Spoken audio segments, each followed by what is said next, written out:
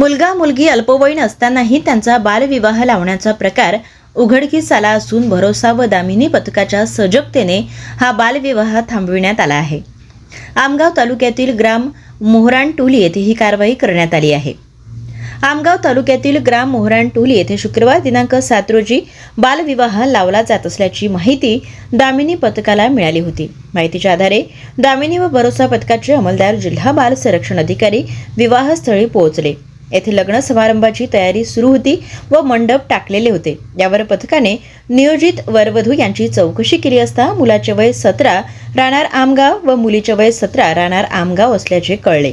यावर दामिनी पथक व जिल्हा बाल संरक्षण अधिकारी कोबाडे यांनी मुला मुलीच्या पालकांना बालविवाह कायद्याबाबत माहिती देऊन समज दिली। तेव्हा मुला मुलीच्या पालकांनी नियोजित विवाह रद्द करीत असल्याचे मान्य केले। त्यानंतर मुला मुलीसह त्यांच्या पालकांना CWC समितीसमोर हजर करण्यात आले।